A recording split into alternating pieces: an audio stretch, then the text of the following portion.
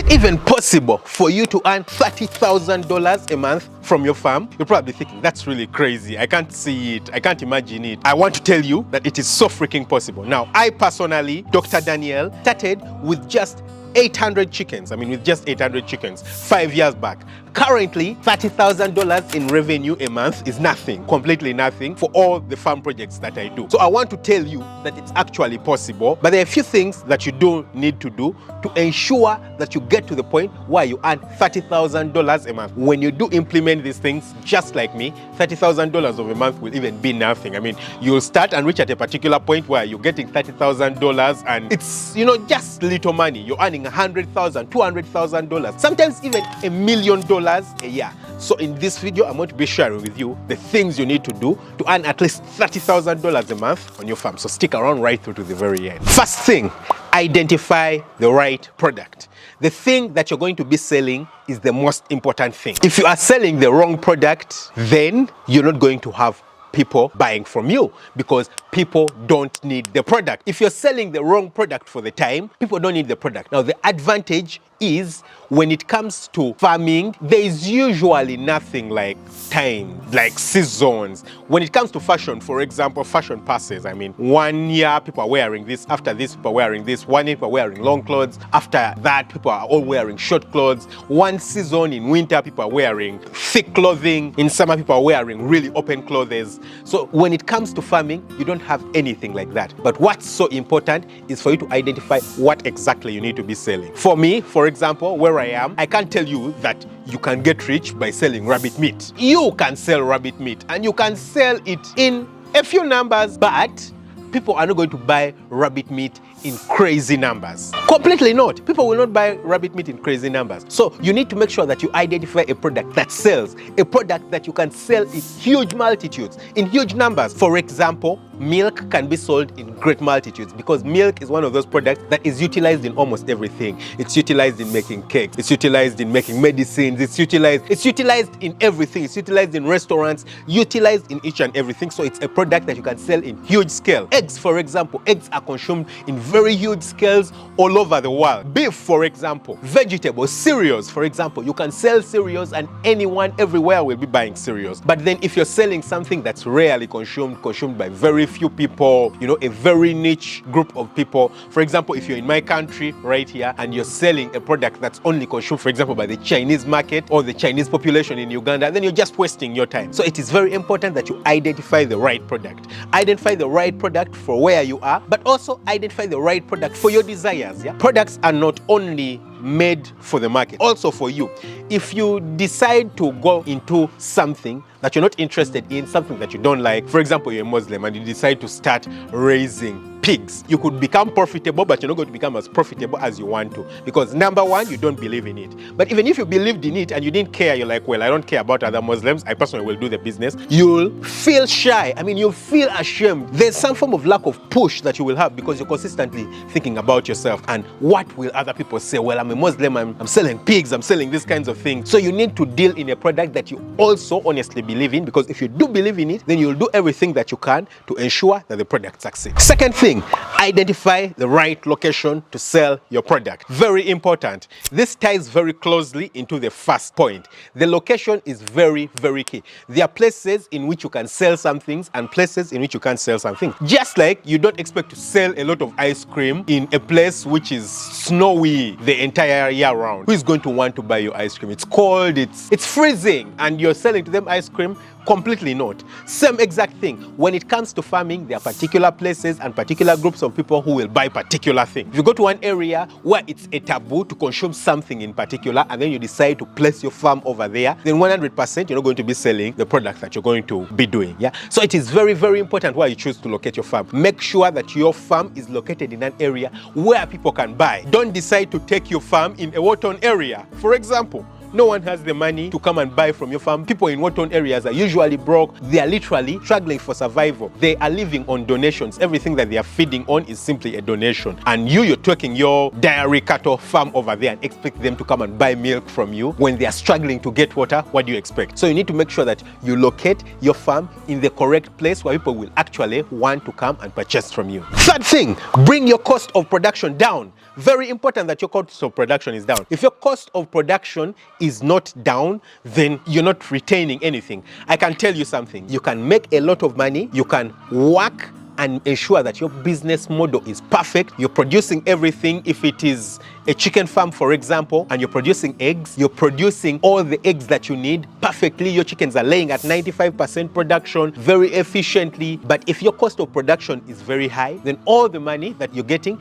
is actually going into feeding the chickens, for example, and paying the workers and constructing chicken houses. So then, how do you ensure that your cost of production is low? First thing, invest the money in the things that actually bring you money. You see, the thing about animals and crops and all these things is that they don't care at all about what something looks like. What they care is that the requirements for them to grow have been provided. I'll give you an example. When it comes to chickens, for example, you can see the chicken house I'm seated in right now. Yeah, it's constructed from poles. I think you can just see wood, you know, everything is literally from wood, but it is strong enough. It was 100% strong enough. I'm not worried that this structure is going to fall, but it wasn't very expensive. It's aerated enough. I'm seated inside here and I feel like I'm inside AC. I mean, it feels like I'm inside air conditioning, but it didn't cost me a lot of money. What the chickens need is their comfort. All they need is their comfort. If they are comfortable, then they will provide you everything they need. All you need to make sure is provide them with the food and provide them with a good environment. This is a perfect environment for them. It's well aerated, very nice aeration. It's not hot, so that means they are comfortable. All their food is going to be provided for them. All their water is going to be provided for them. They're going to be perfect. They're going to be impeccable. They're going to love it inside there. And as long as you do that, then they're going to give me what I need. What do I need? Eggs. Now, I could also have decided to build this chicken house using blocks and bricks and plastered it and all the best materials, but they don't give a damn about that. They'll be like, well, it's still a house. All they require is that the place is aerated and they have their food and water. That's all. So you need to make sure that you bring your cost of production down. The other thing is making sure that you buy your raw materials when the prices are low, keep them and utilize them when the prices go up. That saves you a lot in terms of your costs and expenditures. That ensures that you have way more money to spend and utilize when the prices go up, because then you have spare cash. You need the spare cash to utilize on your farm. The fourth thing is produce good quality. You see, everyone loves quality stuff. Everyone wants to go back to a place where they serve them quality stuff. For example, on my farm, I do produce eggs on this farm. And we always make sure that our eggs are of the good size. So we raise the chickens very well to ensure that they will give us good sized eggs. Number two, to ensure that the egg shells will be strong, you know, very nice, strong shells. But number three, to ensure that our eggs are clean. Some other people, they get their eggs produced from the chicken houses. Of course, when chickens are producing their eggs and in the areas around, sometimes there is chicken poop, you know, the chicken droppings all around. But we make sure that we clean them so that the client gets a good product. They don't get a dirty product. They get a product that they will enjoy. So if you provide them with a good, lovely, nice product, then you're in business. You're going to be getting what you want. But if you don't provide them with the correct product, then you're in trouble, terrible trouble. So make sure that you provide quality to the client. People will consistently come back to you. If you don't provide quality, they're going to run away. They'll go to another person who is providing them with quality. The thing is that farmers, a lot of times, want to make shortcuts. If you try to make shortcuts, you're then racing towards the bottom. Because with shortcuts, while you might make a shortcut and save a bit of money, in the long run, it's going to cost you way more because you need, again, way more money to do other things, okay? So it is very, very important that you avoid making shortcuts. Utilize all the money that you do have, all the money that you need to make sure that you get the correct quality of the product. And when the clients get a good quality of the product, they're going to appreciate it. Number 5, sell the right way to the right people. And what this usually means is, number 1, avoid selling products from your farm. If you do own a farm, I always tell people, you don't want to mix the production side with the sales side. It's a mistake that I personally once made, you know, a few years back when I just started out farming, and that causes a lot of issues. For example, in a business like poultry farming, where it is very, very disease sensitive, you risk bringing diseases onto your farm. Because usually the people who come to purchase from you, for example, if it's a poultry farm, also visit other poultry farms because they still want to buy poultry products. If they come to your farm and your prices are a little bit higher, they'll go to someone who they think is cheaper, and that person could have worse biosecurity and their farm could be infected, it could be sick, and then they bring diseases to you on your farm. So you want to make sure that you don't sell products from your farm. But secondly, then you get the people who are involved in production into sales.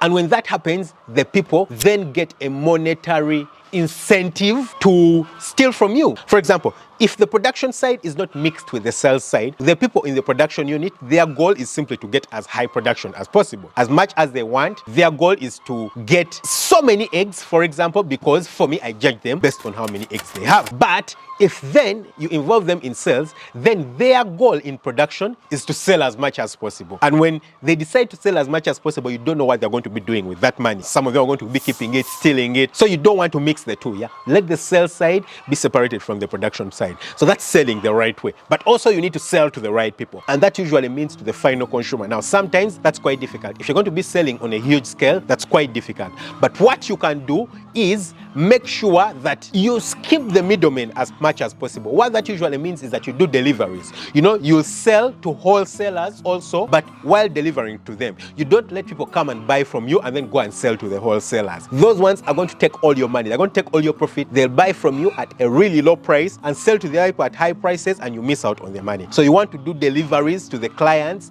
to ensure that you retain as much of the money as possible. And finally, scale it up slowly. You've got to scale it up slowly. You see, going too fast usually leads to crashing. When you rush, you crash. So when you're scaling your farm, you want to scale it up slow but steady in a matter of years, not a matter of months. You see, farming is a slow thing. It's not like a lot of other business. It's a slow thing. People usually take a long time to trust you when it comes to selling farm products. And for you, they need to trust you over time. So when they do decide to trust you, you want to make sure that you continue supplying them and you don't go out of business. If you grow too quickly, you reach points and you start doing things that you are not ready for because you grew too quickly. But if you grow slowly, you'll make sure that number one, you're consistently in production. Number two, you're consistently providing the right quality. But number three, you are providing everything according to the required level, because you are not overwhelmed by other activities. Yeah, you're not overwhelmed by issues with management because you just know exactly how to manage the people. You're not overwhelmed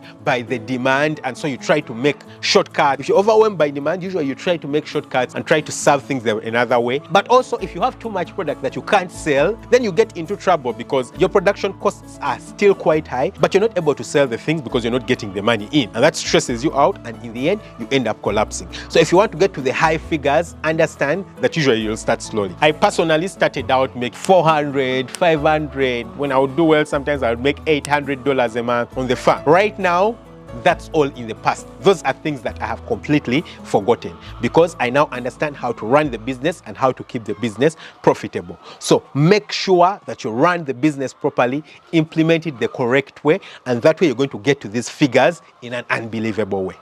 Don't forget to hit the subscribe button, smash the notification bell. That way you never miss out on an upload. Catch you very soon with another video. Lots of love. Bye-bye.